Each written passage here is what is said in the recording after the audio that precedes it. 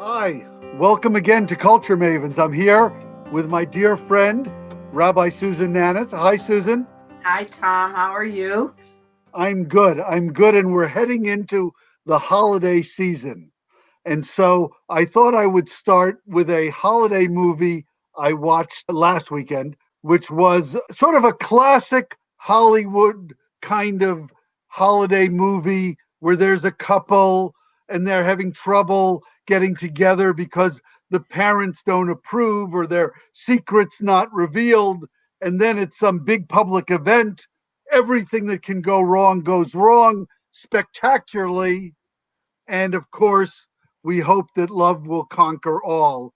The difference with this, called The Happiest Season on Hulu, is that it is directed by a woman, it's written by women, it stars Kristen Stewart, and it's about a lesbian couple, of which one of them goes home for the holidays and hasn't told her family yet about her significant other. It's as charming and as kind of bad as those movies are, but it leaves you smiling at the end. That's what I wanted to start with, but I hear in the distance the sound of oil bubbling up for Hanukkah. And Yes, I know you've got a lot of Hanukkah. I do, but I want to just tell you that years ago, when I was a screenwriter, I wrote a movie with my partner, and it was about a Jewish mother and a Jewish daughter and a whole relationship with a guy. And we sold it to Lifetime, and they said, "Can you turn this into a Christmas movie?" And we said, yes, because my motto is always say, yes, I can do it, and then figure out how to do it. You never say you can't do anything.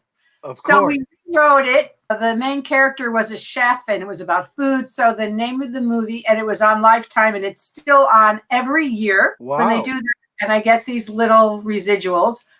Recipe for a Perfect Christmas. But all the characters are Jewish, written as Jews, but it's a Christmas movie. I'm going to set my DVR to catch that this year. Yeah, okay. I don't know how good it is anymore, but I wrote it a while ago.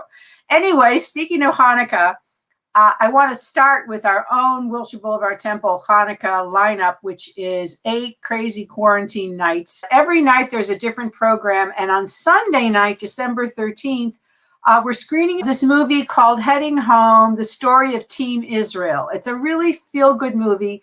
Nothing to do with Hanukkah, except that I feel like we need something really uplifting with a happy ending that's really wonderful. And it's miraculous. It is a miracle. And it's about, I didn't even know this existed, the World Baseball Classic, which is the baseball version of the World Cup. And Israel has never been able to even place in it. So in this documentary, for the first time, they recruit American Jewish Major League ball players to come and play for Israel. And it's the story of all these ball players. Some of them are only half Jewish or didn't even have any feeling about Israel, but they go to Israel and it changes their lives. It changes Israel. And I won't tell you how well they do, but it's a happy ending. So that gives you a little hint. I found the Skirball is having a Hanukkah celebration on Sunday, December 13th on YouTube. It's live for people who want to look at that. And then I found a klezmer concert for Hanukkah called Winter Schminter, a Hanukkah solstice concert, and that's going to be on Monday, December 21st. If you missed the Israel Philharmonic pre-Hanukkah global celebration, now it's on YouTube. I watched it. It was wonderful. So if you want to hear some music, Hans Zimmer spoke and everything. It was great. And finally, the Los Angeles Jewish Symphony is doing a Hanukkah concert, broadcasting one with Melissa Manchester singing a new Hanukkah song that she composed. These are just a few. There's candle lighting, but I'm not recommending that, public candle lighting this season. They're still doing it in a few places in LA, but we'll do our candle lighting at home this year. Good advice. Yes. I wanted to tell you about a holiday concert as well. David Brosa, who is a longtime Israeli singer-songwriter star, at various times referred to as the Bruce Springsteen of Israel. What happened is that originally there was a show that he was supposed to do and they postponed it to Christmas Eve. And he decided to do the concert anyway. And so now every year he gathers some friends and they perform. And this year, David Brosa and friends are performing on December 23rd at the Club City Winery. And what they've done is they've gotten a bunch of clubs all throughout the country to sponsor this event. And you can stream the event through your local club or through City Winery in New York. And it's sure to be a wonderful, warm, and good time. And will it be Hanukkah music? You know, Mr. Brosa has not informed me of his set list, so we'll have to wait and see.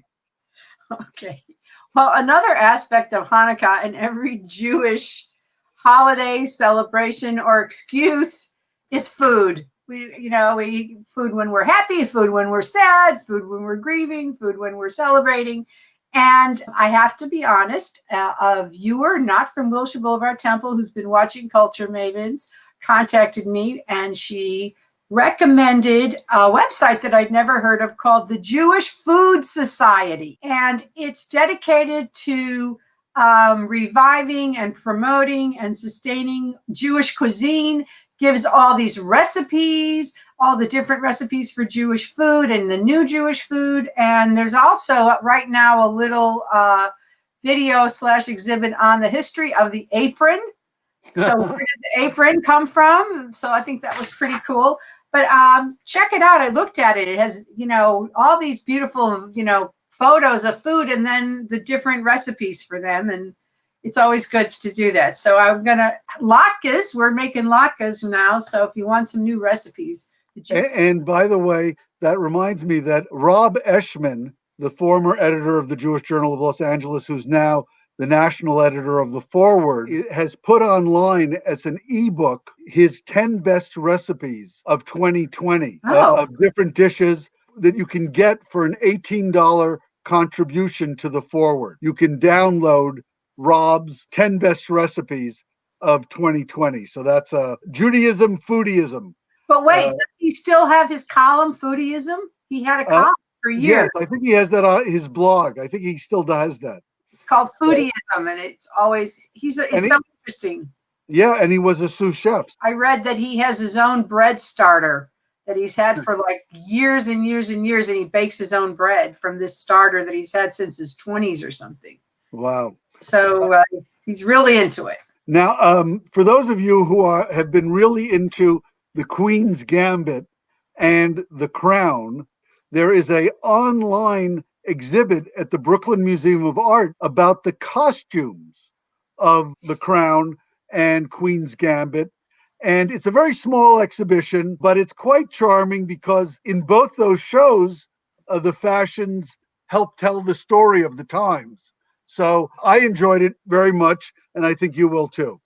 I went on and looked at it, and it's not just the exhibit, but you can close up and it will give you the history, all the fabrics, and you can look at the detail. And I looked at Princess Diana's wedding dress is what I was the most interested in. I hadn't even seen all these details, when I watched it originally or even on The Crown. You see there's a bow in the back, there's all this beading and all this stuff. So it was really fun to be able to go like the Costume Institute at the Metropolitan Museum, which is amazing. It was like that. And so with that, we're going to wish you a happy Hanukkah. We're now doing a Culture Mavens newsletter that you'll be able to get with our recommendations for what to watch online and what to check out. And we'll see you again in 2 weeks. Thanks. Happy Hanukkah. Happy Hanukkah.